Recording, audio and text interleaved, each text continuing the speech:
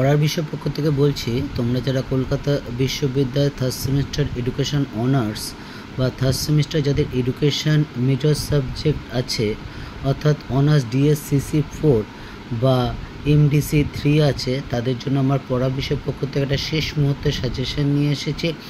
ইতিপূর্বে আমরা এই পেপারটা অর্থাৎ DSCC4 বা MDC3 আমরা একটা সাজেশন দিয়েছিলাম, যেহেতু পরীক্ষা একেবারে আর 18-20 দিনের মতো বাকি আছে, এর জন্য আমরা শেষ মুহূর্তের একটা সাজেশন নিয়ে এসেছি। এই কোশ্চেনগুলো পড়লে আশা করি তোমরা অবশ্যই কমন পাবে। তোমরা হলে সেই প্রথম ব্যাচ যারা নতুন পদ্ধতিতে অর্থাৎ CCF পদ্ধতিতে পরীক্ষা শুরু করেছো এবং তোমরা এই পদ্ধতিতে প্রথম পরীক্ষা দেবে। তবে একটা কথা বলার বিষয় যে অনেক জায়গায় আমি দেখেছি যে কিছু পুরনো পদ্ধতি অর্থাৎ আগে যে ছিল CBCS পদ্ধতি, সেই পদ্ধতি অনুসারে কিন্তু অনেক সাজেশন আছে, সেগুলো একটু তোমরা দেখে নিও। যেমন বেশ কিছু সাজেশনে আমরা দেখেছি যে বেশ কিছু ধর্ম বলতে কী বোঝো, শিক্ষা ও ধর্মের মধ্যে সম্পর্ক বা এই ব্যাপারগুলো, বা শিক্ষা ও প্রযুক্তির মধ্যে সম্পর্ক, সংস্কৃতি বলতে কী বোঝো, যাই হোক। তা কাজে তোমরা যে সিলেবাস, এইটা হচ্ছে তোমাদের syllabus Calcutta university third semester education honours বা এডুকেশন পাস অর্থাৎ DSCC4 বা MDC3, এই হচ্ছে সিলেবাস। দেখে নাও, ইউনিট 3টে আছে। এই পেপারটা হচ্ছে সোশিওলজিক্যাল ফাউন্ডেশন অফ এডুকেশন। এই 3টে ইউনিট। প্রথম ইউনিটে আছে শিক্ষা সমাজতত্ত্বের প্রাথমিক ধারণা, এর প্রথম আবার 3টে সাব ইউনিট আছে। দ্বিতীয় ইউনিট আছে সামাজিক গোষ্ঠী, এর 3টে সাব ইউনিট আছে। এবং ইউনিট 3 হচ্ছে শিক্ষা, সামাজিক পরিবর্তন ও যোগাযোগ, এরও 3টে সাব ইউনিট আছে। অর্থাৎ এই 3টে ইউনিট থেকে 10 নম্বরের 4টে প্রশ্ন থাকবে। দেখতেই পাচ্ছ, এইটা হচ্ছে তোমাদের মার্কস ডিভিশন। 10 নম্বরের 4টে প্রশ্ন থাকবে, তার মধ্যে তোমায় 3টে লিখতে হবে, এক একটা 500টি শব্দের মধ্যে হবে, এই 30 নাম্বার। 5 নম্বরে 6টা কোশ্চেন থাকবে, 5টা লিখতে হবে এবং প্রত্যেকটি 250 শব্দের মধ্যে, এবং 2 নম্বরে 10টা থাকবে। এই হচ্ছে তোমাদের কিন্তু 75 নম্বরের পরীক্ষা।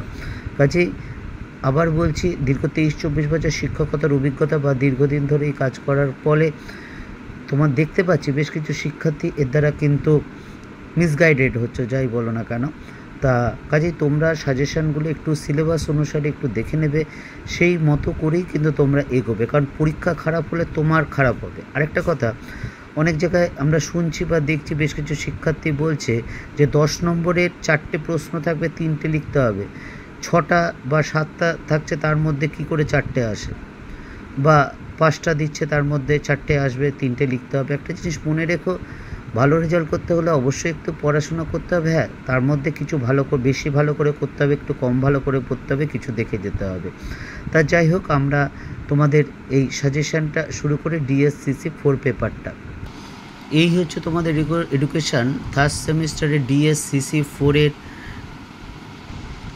এই হচ্ছে তোমাদের ক্যালকাটা ইউনিভার্সিটি DSCC4-এর বা MDC3 সাজেশান 2025 সালের। আমরা প্রথমে 10 নম্বরে কোশ্চেন শুরু করছি। দেখো, শিক্ষার সমাজতত্ত্ব বলতে কী বোঝো, শিক্ষার সমাজতত্ত্বের প্রকৃতি সম্পর্কে আলোচনা করো। 2 নম্বর প্রশ্ন, সামাজিক গোষ্ঠী কাকে বলে, বিভিন্ন প্রকার সামাজিক গোষ্ঠী সম্পর্কে আলোচনা করো। 3 নম্বর, সামাজিক পরিবর্তনের ধারণা ব্যাখ্যা করো, শিক্ষা ও সামাজিক পরিবর্তনের মধ্যে পারস্পরিক সম্পর্ক লেখো।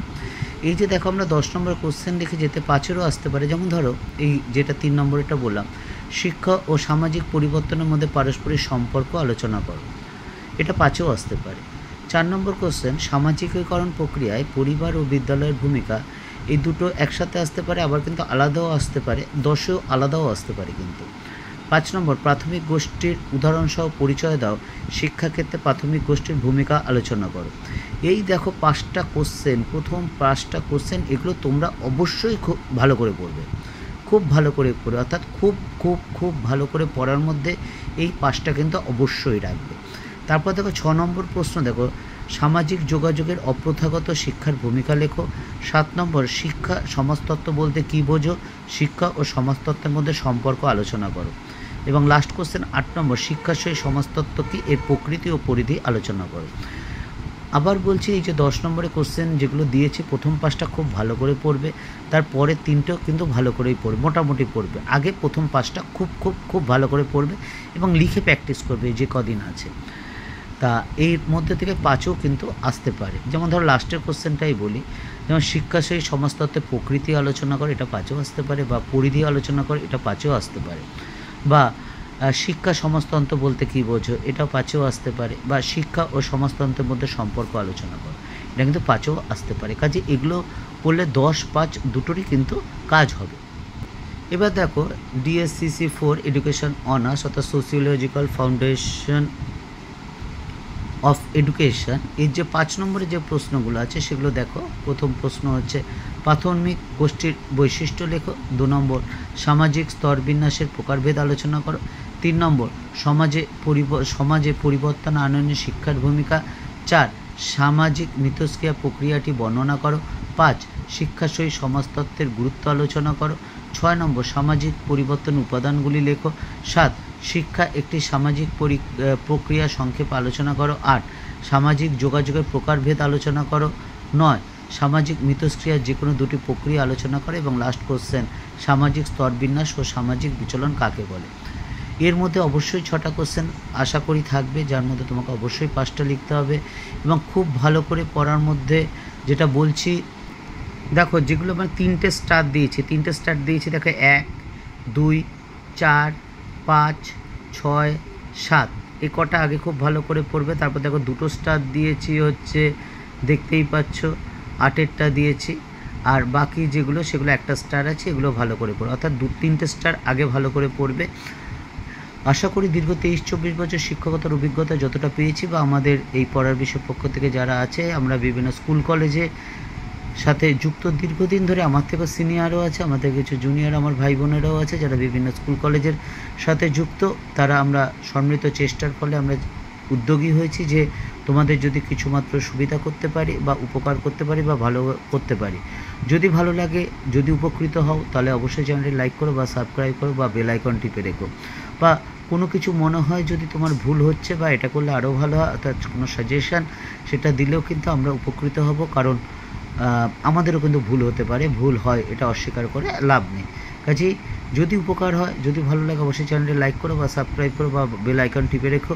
এবং বিশ্বাস করার আগে বলে দেবো, বিগত বছরে বা বিগত সেমিস্টারে বা উচ্চ মাধ্যমিকে যে হচ্ছে, যে সাজেশানগুলো দিয়েছে আমরা history, pol science, philosophy, education, কী পরিমাণ কমন এসেছে সেটা একটু দেখো, বা ফার্স্ট সেমিস্টারে সিভ্যাক বা আইডিসি যাই বলি না কেন সেটা করে। আশা করি তোমরা যদি মনে হয় বিশ্বাস করবে, তাহলে লাইক করো বা সাবস্ক্রাইব করো, বেল আইকন টিপে রেখো।